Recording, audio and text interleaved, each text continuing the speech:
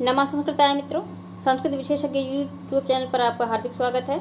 इस वीडियो में हम लोग देखेंगे अभिज्ञान शाकुंतलम की संक्षिप्त कथा वस्तु, या आप कह सकते हैं कि प्रत्येक अंक का सारांश। तो यदि सबको मिला दिया गया तो संक्षिप्त कथा वस्तु हो गई, और सारांश अलग अलग अंकों का आपको मिल जाएगा। वैसे भी चौथे अंक का सारांश अभिज्ञान शाकुंतलम चतुर्थ अंक प्रश्नोत्तरी के अलावा एक वीडियो बना हुआ है खाली चतुर्थ अंक का, उसमें गया हुआ है। तो अर्थात इसके दो वीडियो बने हैं, दो प्लेलिस्ट बने हुए हैं। तो एक प्लेलिस्ट में गया है प्रश्नोत्तरी और एक प्लेलिस्ट में गया है इसका जो है वीडियो। तो उसमें एक पात्र परिचय का भी वीडियो गया है, और एक चतुर्थ अंक सारांश का वीडियो गया है, और एक गया है अनुवाद का वीडियो गया है। तो अर्थात 11 श्लोकों का आपको वहाँ पार्ट 1 गया है, अभी पार्ट 2 बाकी है। तो वो सब भी आप देख लें, और डिस्क्रिप्शन बॉक्स को ज़रूर चेक कर लें। वहाँ आपको मिलेंगे मेघदूत की प्लेलिस्ट मिलेगी, किरात की मिलेगी, और यानी किरात अर्जुनियम की, और इसके अलावा बालकांड मिलेगा, और कठोपनिषद का जो है वो प्रथम वल्ली, और गीता का द्वितीय अध्याय, शुराज विजय मिलेगा, और प्रथम निश्वास शुक्नासोदेश मिलेगा। व्याकरण प्रवेशिका के दो प्लेलिस्ट बने हुए हैं, एक मूल पुस्तक है और एक प्रश्नोत्तरी है। तो आप ज़रूर चेक कर लें, और जो भी आपको आवश्यकता हो आप वहाँ से देख सकते हैं। तो चलिए आगे बढ़ते हैं, अभिज्ञान शाकुंतलम की संक्षिप्त कथा वस्तु को देखते हैं। तो प्रथम अंक, तो सबसे पहले पहला अंक देखते हैं क्या है। बहुत कुछ इससे आपको पता चलेगा पूरी कथा वस्तु क्या है। तो बहुत प्रश्न आपके यहाँ से तैयार होंगे। तो चलिए स्टार्ट करते हैं। नांदी पाठ के अनंतर यानी नांदी पाठ के बाद सूत्रधार नटी को अभिज्ञान शाकुंतल का अभिनय प्रस्तुत करने का आदेश देता है, और तत्पश्चात रथारूढ़ राजा धनुष बाण हाथ में लिए, रथारूढ़ राजा कौन है? दुष्यंत, मृग का पीछा करता हुआ सारथी के साथ तपोवन में प्रवेश करता है। राजा मृग पर जो ही बाण वर्षा करना चाहता है, त्यों ही एक तपस्वी वैखानस राजा को यह कहकर रोक देता है। कौन रोकता है? वैखानस। इसको भी ध्यान देना है, वैखानस रोकता है कि आश्रम मृग अवध्य है। क्या कहता है? कि आश्रम मृग अवध्य है। राजा तत्काल अपने बाण को प्रत्यंचा से उतार देता है। तपस्वी शुभाशीष प्रदान करता है कि उसे चक्रवर्ती पुत्र की प्राप्ति हो। अब ये भी बात है कि चक्रवर्ती पुत्र की प्राप्ति की बात जो है ये कौन कहता है? वैखानस कहता है, और ये प्रथम अंक में ही कहता है। ये एक बड़ी महत्वपूर्ण बात है। आगे बढ़ते हैं। तपस्वी वैखानस राजा से निवेदन करता है कि वह राजा मालिनी नदी के तट पर कुलपति कर्ण के आश्रम में अतिथि सम्मान ग्रहण करें। कहाँ करना है? मालिनी नदी के तट पर जो कुलपति कर्ण का आश्रम है वहाँ करना है अतिथि सम्मान, वहाँ ग्रहण करना है। किसको? राजा को, दुष्यंत को। तो संप्रति यानी इस समय कुलपति कर्ण शकुंतला की भाग्य विपरीतता के शमन हेतु सोम तीर्थ गए हैं। कहाँ गए हैं? कुलपति कर्ण जो है वो सोम तीर्थ गए हैं, और किसके लिए? शकुंतला की भाग्य विपरीतता के लिए। और उनकी अनुपस्थिति में शकुंतला अति सत्कार का दायित्व संभाल रही है। राजा दुष्यंत रथ को आश्रम के सीमांत में रोककर साधारण वेश में आश्रम में प्रवेश होता है। इतने में ही जब वह कुछ मधुर स्वर सुनता है तो घूमकर देखता है, वहाँ 3 आश्रम कन्याएं वृक्ष सेचन में तल्लीन हैं। उन कन्याओं में से कर्णपुत्री शकुंतला के रूप माधुर्य पर वह आकृष्ट हो जाता है, और वृक्ष की ओट में छिपकर अपलक नेत्रों से उसके रूप सौंदर्य का पान करता है। शकुंतला कभी मोल सिरी वृक्ष की ओर तथा कभी वन ज्योत्सना के समीप जाती है। सखियों के हास परिहास के मध्य ऊपर आया एक भंवरा शकुंतला के मुख की ओर आने लगता है। शकुंतला संभ्रमित होकर रक्षा के लिए सखियों को पुकारती है। सखियां मुस्कुराकर राजा दुष्यंत को पुकारने के लिए कहती हैं, क्योंकि आश्रम जन राजा द्वारा ही रक्षित होते हैं। अवसर देखकर छिपा हुआ दुष्यंत स्वयं प्रकट होकर भ्रमर से आक्रांत शकुंतला की रक्षा करता है। अकस्मात अपरिचित राजा को सम्मुख देखकर प्रेमवदा सखी शकुंतला को राजा का सत्कार करने के लिए कहती है। राजा को वृक्ष की छाया में बैठाकर स्वयं तीनों बैठ जाती हैं। वार्तालाप के प्रसंग में राजा को अनुसुईया से ज्ञात होता है कि शकुंतला का जन्म ऋषि विश्वामित्र एवं मेनका के संपर्क से हुआ है, एवं परित्यक्ता होने पर वह कर्ण द्वारा पालित एवं पोषित है। राजा के प्रश्न जिज्ञासा का समाधान करती हुई प्रियंवदा जब यह कहती है कि पिता कण्व इसे योग्य वर को देने के लिए कृत संकल्प हैं। तब राजा अपने मन में शकुंतला के साथ अपने विवाह के विषय में आश्वस्त हो जाता है, परंतु प्रियंवदा की बातों को सुनकर शकुंतला कुछ रुष्ट होकर जाने के लिए उद्यत हो उठती है। तब तक परिहास में वृक्ष सेचन के ऋण का स्मरण कराकर प्रियंवदा उसे रोकना चाहती है,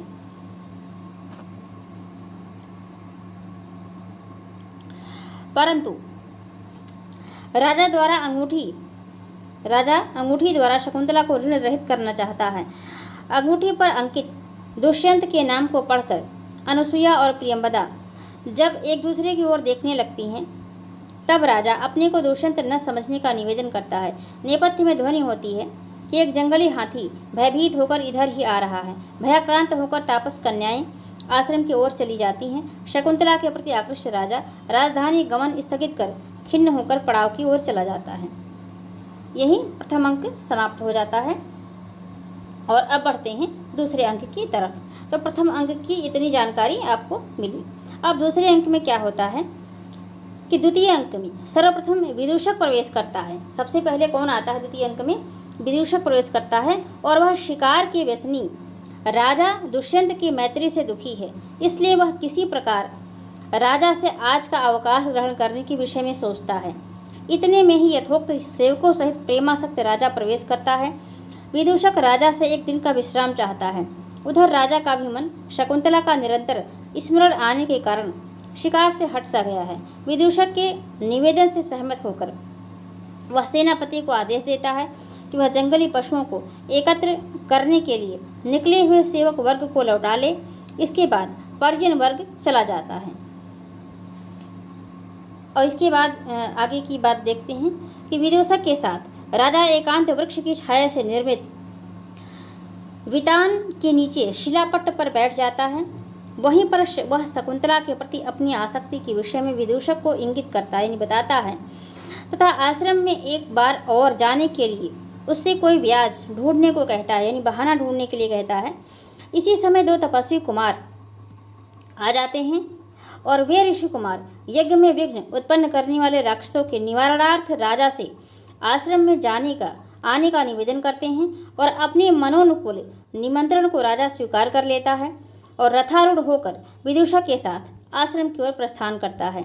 इतने में ही नगर के से जो है करभक नामक सेवक आता है, जो संदेश देता है कि महारानी की आज्ञा है कि आगामी चौथे दिन उनके यानी महारानी के अर्थात दुष्यंत की माता की उपवास की पारणा होगी। उस समय आयुष्मान दुष्यंत माता को अवश्य सम्मानित करें। राजा चिंतामग्न हो जाता है कि वह तपस्वियों का कार्य करे अथवा गुरुजनों की आज्ञा का पालन करे। काफ़ी सोच विचार कर माता के द्वारा पुत्र रूप में माने गए विदूषक को हस्तिनापुर भेज देता है। हस्तिनापुर में माता को संदेश भेजता है कि इस समय वह तपस्वियों के कार्य में व्यग्र चित्त है, अतः उसका वहाँ आना संभव नहीं है, अर्थात हस्तिनापुर लौटना संभव नहीं है। उसे यह भय है कि कहीं विदूषक चंचलतावश कहीं उसके प्रणय प्रसंग को अंतःपुर में न कह दे, अतः वह विदूषक से शकुंतला के प्रति अपनी आसक्ति को सही न मानने के लिए आग्रह करता है। अब यही द्वितीय अंक समाप्त हो जाता है। वो चला जाता है विदूषक और द्वितीय अंक समाप्त होता है और वो अपनी प्रणय की बात न कहने के लिए कहता है दुष्यंत। आगे चलते हैं तृतीय अंक में। तृतीय अंक में हाथ में कुश लिए हुए यजमान का शिष्य प्रवेश करता है और सूचना देता है कि राजा द्वारा रक्षा किए जाने पर आश्रम की सभी क्रियाएं निर्विघ्न संपन्न हो रही हैं। आकाश भाषित द्वारा यह सूचना मिलती है कि शकुंतला धूप के आघात से अत्यंत अस्वस्थ हो गई है, अर्थात अस्वस्थता का समाचार तीसरे अंक में मिलता है। और उसी समय मदनावस्था में राजा प्रवेश करता है। उस धूप की वेला में शकुंतला अपनी सखियों के साथ प्रायः लता बलियों से युक्त मालिनी नदी के तट पर व्यतीत करती है। ऐसा सोचकर राजा बेद की लता से आवृत लता मंडप में पहुंचता है। वहां वृक्ष की शाखाओं की ओर से अपने प्रियतमा को देखकर उसके नेत्र निर्माण सुख को प्राप्त कर लेते हैं। शकुंतला पुष्पशैया पर पड़ी है और सखियां उसकी सेवा में तल्लीन हैं। वह अच्छे पर प्रेयसी और उसकी सखियों के विश्वस्त वार्तालाप को सुनता है। लता मंडप में दोनों सखियां शकुंतला से यह जानने को उत्सुक हैं कि उसके संताप का मूल कारण काम है अथवा ग्रीष्मातप। तो सखियों के अनुरोध पर निष्कपट हृदया शकुंतला स्वीकार करती है कि तपोवन के रक्षक राजर्षि दुष्यंत के प्रति वह आकृष्ट हो गई है और उसको प्राप्त करने की उसके हृदय में तीव्र लालसा है। उसकी कृष्णता का मूल कारण यही है। प्रियंवदा प्रसन्न होती है कि उसकी सखी ने अनुरूप व्यक्ति के प्रति ही प्रेम किया है। आगे जो है, प्रियंवदा शकुंतला को एक प्रेम पत्र लिखने का परामर्श देती है, परंतु शकुंतला का मन अवज्ञा के भय से आशंकित हो जाता है। उधर वृक्ष की ओट में छिपा हुआ राजा दुष्यंत अत्यंत प्रसन्न होता है और मन ही मन कहता है कि भीरु, जिसे तुमने अपमान की आशंका किया वह तुम्हारे समागम के लिए उत्सुक बैठा है। शकुंतला सखियों के आग्रह से नलिनी पत्र पर नाखूनों से राजा को प्रेम पत्र लिखती है। राजा सहसा उपस्थित होकर शकुंतला के प्रति उत्कट मनोविकार को प्रकट करता है। प्रणय युगल राजा और शकुंतला को एकांत में छोड़कर दोनों सखियां अर्थात प्रियंवदा और अनुसुईया वहां से चली जाती हैं। राजा और शकुंतला काम व्यापार में संलग्न हो जाते हैं। रात्रि होने लगती है। तभी शकुंतला की अस्वस्थता का समाचार पाकर शांति जल लिए हुए आर्या गौतमी आती हैं। राजा वृक्ष की ओट में छिप जाता है। गौतमी के साथ शकुंतला आश्रम की ओर प्रस्थान करती हैं। इसी बीच आकाशवाणी सुनाई पड़ती है कि राक्षसों की भयोत्पादक छायाएं आश्रम की बार बार चक्कर लगा रही हैं। ऐसा सुनकर कामाभिभूत होने पर भी राजा राक्षसों के विघ्न को दूर करने के लिए प्रस्थान कर देता है और इसके बाद चौथे अंक का आरंभ होता है, जो कि बहुत जगह पाठ्यक्रम में है, टीजीटी के पाठ्यक्रम में भी है और भी जहाँ जहाँ कहीं भी हो। वैसे भी इसके बारे में एक श्लोक मिलता है, काव्येषु नाटकम रम्यम तत्र रम्या शकुंतला और तत्रापि चतुर्थो अंक और तत्र श्लोक चतुष्टयम। तो यानी इस नाटक में सबसे महत्वपूर्ण जो है वो चौथा अंक है और इसमें भी 4 श्लोक जो कहे हैं महर्षि कर्ण ने। तो चौथे अंक के बारे में देख लेते हैं विशेष रूप से। चतुर्थ अंक के प्रारंभ में पुष्प चयन करती हुई शकुंतला के दोनों सखियां अनुसुईया और प्रियंवदा प्रवेश करती, यहीं से चतुर्थ अंक का आरंभ हो जाता है। उनके वार्तालाप से ज्ञात होता है कि राजा और शकुंतला का गांधर्व विवाह हो गया है। गांधर्व विवाह के शीघ्र बाद ही राजा शकुंतला को शीघ्र लीवा जाने का आश्वासन देकर हस्तिनापुर चला गया है। शकुंतला राजा का स्मरण करती हुई चित्रलिखित सी कुटी में बैठी है। तभी दुर्वासा ऋषि का आगमन होता है और शकुंतला से अतिथि सत्कार न पाकर कोपराट दुर्वासा उसको श्राप दे देते हैं। अभिशाप दे देते हैं, क्या देते हैं कि जिसका स्मरण करती हुई तुम मेरे जैसे तपस्वी का सत्कार नहीं कर रही हो, वह प्रणयी याद दिलाए जाने पर भी तुम्हें पहचानेगा नहीं। उद्विग्न मना शकुंतला कुछ भी नहीं सुन पाती, जबकि उसकी सखियां यह सब कुछ सुन लेती हैं और शाप निवारण के लिए प्रियंवदा प्रस्थान कर देती है। अत्यधिक अनुनय विनय के पश्चात दुर्वासा आश्वासन देते हैं कि अभिज्ञान के दर्शन से शाप मुक्ति हो सकती है। यानी अभिज्ञान आभरण जो पहचान चिन्ह उन्होंने अंगूठी दिया है, उसके दर्शन से शाप की मुक्ति हो सकती है। प्रियंवदा और अनुसुईया दुर्वासा के शाप की बात ना तो शकुंतला को और न ही किसी अन्य को बताती हैं। वे दोनों इसलिए किसी प्रकार धैर्य धारण करती हैं क्योंकि राजा ने स्वयं जाते समय अपनी नामांकित अंगूठी स्मृति रूप में शकुंतला को पहनाई थी। इस प्रकार शकुंतला तो स्वयं ही शाप मुक्त हो सकती है।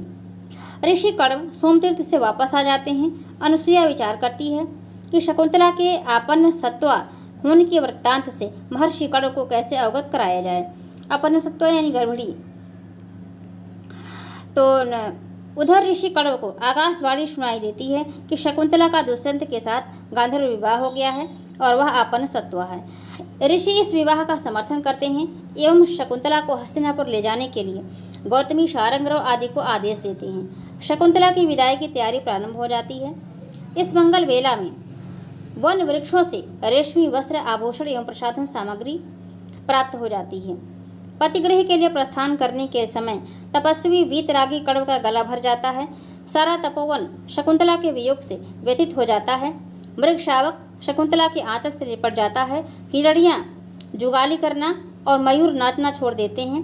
चेतन जगत की बात तो दूर, तपोवन के जड़ जगत के लिए भी शकुंतला का वियोग असह्य हो जाता है। महर्षि कण्व राजा के लिए संदेश भेजते हैं कि इसे राजा अपनी पत्नियों में सम्मानपूर्वक स्थान दें। तदनंतर वे शकुंतला को कर्तव्य शिक्षा भी देते हैं। शकुंतला पिता के चरणों में गिर पड़ती है तथा दोनों सखियों का आलिंगन करती है। सखियां शकुंतला से बतलाती हैं कि यदि राजा उसे न पहचाने तब उसके स्मरण चिन्ह अंगूठी को वह दिखला देगी। तत्पश्चात शकुंतला गौतमी, शारंगरव एवं सारद्वत के साथ चली जाती है। दोनों सखियां विलाप करती रहती हैं। शकुंतला को पतिगृह भेजकर कुलपति कर्ण हार्दिक शांति का अनुभव करते हैं और यही चौथा अंक समाप्त होता है। अतो ही कन्या पर किए तामद्य संप्रेष पतिगृहीतुम और जातो ममाया है विजदा प्रकामम प्रत्यपितन्यास इवांतरात्मा। तो ये समाप्त हो जाता है और अब पंचम अंक आरंभ होता है। तो चौथा अंक तो बहुत ही इम्पॉर्टेंट है और देख लेते हैं पाँचवें अंक को, आगे की स्टोरी क्या होती है। तो आगे की कहानी में होता है कि सर्वप्रथम आसन पर बैठा हुआ राजा एवं विदूषक दिखलाई देते हैं। अब ये लोग विदाई हो गई है, ये लोग पहुंच जाते हैं गौतमी, सारंग, सारद्वत और शकुंतला। तो सर्वप्रथम आसन पर बैठा हुआ राजा और विदूषक दिखाई पड़ते हैं। विदूषक यानी माधवी और जो राजा हैं दुष्यंत। तो राजा दुष्यंत हंस पदिका के गीत को सुनकर अत्यंत उत्कंठित हो जाता है तथा विदूषक से कहता है कि हंस पदिका ने अति सुंदर गीत गाई है। कंचुकी आकर कर्ण और शिष्यों के आगमन की सूचना देता है। कंचुकी वातायन जो है, जो अंतःपुर का वृद्ध ब्राह्मण है, वो आकर के शिष्यों के आगमन की सूचना देता है और नेपथ्य में दो स्तुति पाठक राजा का स्तुति गान करते हैं और राजा दुष्यंत यज्ञशाला में शकुंतला सहित गौतमी तथा कण्व के शिष्यों से मिलता है। तभी शकुंतला का वामेतर नेत्र फड़कने लगता है। अमंगल की आशंका से वह भयभीत हो जाती है। दुर्वासा के शाप के कारण राजा सारा प्रणय वृत्तांत भूल जाता है। अतः लावण्यवती शकुंतला को देखकर वह उसकी ओर आकृष्ट नहीं होता है। वह शारंगरव तथा सारद्वत से कुशलक्षेम पूछता है। वे दोनों ऋषि कुमार राजा को कण्व का संदेश सुनाते हैं। शकुंतला तथा दुष्यंत से के गांधर्व विवाह का मैंने अनुमोदन कर दिया है। अतः गर्भवती शकुंतला को आप स्वीकार करें। राजा यह सुनकर आश्चर्यान्वित हो जाता है और शकुंतला के साथ विवाह की घटना को असत्य बतलाता है। गौतमी शकुंतला का मुख दिखाती है, फिर भी राजा नहीं पहचानता। शकुंतला अभिज्ञान अंगूठी को दिखाने का उपक्रम करती है, परंतु इससे पूर्व कि वह शंका का निवारण करे देखती है कि अंगूठी अंगुली में नहीं है। गौतमी कहती है कि वह अंगूठी शक्रावतार में सची तीर्थ के जल की वंदना के समय गिर गई थी। ये भी बड़ी इंपॉर्टेंट बात है कि अंगूठी कहाँ गिरी, शक्रावतार में सची तीर्थ के जल में गिरी है। शक्रावतार में सची तीर्थ के, और सोम तीर्थ वो है जहाँ वो गए हैं शकुंतला के भाग्य की विपरीतता के शमन हेतु गए हैं कण्व ऋषि, और शक्रावतार वो है, शक्रावतार में सची तीर्थ वो है जहाँ पर अंगूठी गिरी हुई है। तो अब शकुंतला संयोग के दिनों की मधुर प्रसंगों को सुनाती है, पर राजा को कुछ भी याद नहीं आता। अंगूठी न दिखा पाने के कारण राजा शकुंतला को कपट व्यवहार करने वाली स्त्री समझता है। इस पर क्रोधावेश में शारद्वत राजा को खरी खोटी सुनाता है और शकुंतला को वहीं छोड़कर चला जाता है। उसी के साथ शारंगरव और गौतमी भी चली जाती हैं। तो खरी खोटी सुनाता है शारद्वत। राजा अनिश्चयावस्था में पड़ जाता है। ऐसी स्थिति में राजगुरु स्थिति संभालता है। राजगुरु यानी जो सोमरात हैं इनके, वह कहता है कि संतानोत्पत्ति तक शकुंतला उसके घर में रहेगी। यदि सिद्ध पुरुषों की भविष्यवाणी के अनुसार शकुंतला से उत्पन्न पुत्र चक्रवर्ती लक्षणों से समन्वित होगा तो शकुंतला को अंतःपुर में स्थान दिया जाएगा, अन्यथा दोनों को कण्वाश्रम में पहुंचा देना उचित होगा। राजा सहमत हो जाता है। शकुंतला रोती हुई पुरोहित के पीछे चल पड़ती है और इतने में अप्सरा तीर्थ में स्त्री रूप एक दिव्य ज्योति उसे उठाकर ले जाती है। इस घटना से राजा को संदेह होता है कि कहीं वह भूल तो नहीं कर रहा है। बस यही समाप्त हो जाता है 5वां अंक और इसके बाद आरंभ होता है 6ठा अंक। 6ठे अंक के प्रारंभ में नगर रक्षक श्याल जो है वो नगर रक्षाधिकारी है और राजा का साला है, और पीछे बधे एक मनुष्य को लेकर 2 रक्षी यानी सिपाही मंच पर आते हैं। रक्षी पुरुष को पीट कर पूछते हैं कि राजा के नाम से चिन्हित यह अंगूठी उसके पास कहाँ से आई। वह बतलाता है शक्रावतार तीर्थ में फंसाई गई मछली का पेट फाड़ने पर उसके अंदर से अंगूठी मिली है। उसके बाद की पुष्टि के लिए नगर रक्षक श्याल यह सूचना राजा को देता है तथा राजा के कहने से अंगूठी के बराबर धन देकर उसे छोड़ देता है। श्याल धीवर के साथ प्रसन्न होकर मदिरा की दुकान पर जाता है। मेनका की सखी सानुमति नामक अप्सरा अंतर्धान होकर राजा दुष्यंत के प्रमद वन में उसकी 2 परिचारिकाओं की बात सुनती है। वसंत में मादक सौंदर्य चारों तरफ विकीर्ण हो रहा है और परिचारिकाएं कामदेव की पूजा कर रही हैं। तभी कंचुकी आकर उनको फूल तोड़ने का निषेध करता है और कहता है कि राजा ने मदनोत्सव का निषेध कर दिया है। उन परिचारिकाओं द्वारा निषेध का कारण पूछने पर कंचुकी बतलाता है कि अंगूठी के दर्शन से राजा की स्मृति सजीव हो गई। परिणाम स्वरूप जब उसे शकुंतला के साथ अपने गांधर्व विवाह का स्मरण आया, तब से वह पश्चाताप की अग्नि में दग्ध हो रहा है। उद्विग्न मन होने के कारण उसने उत्सव का निषेध कर दिया है। तदनंतर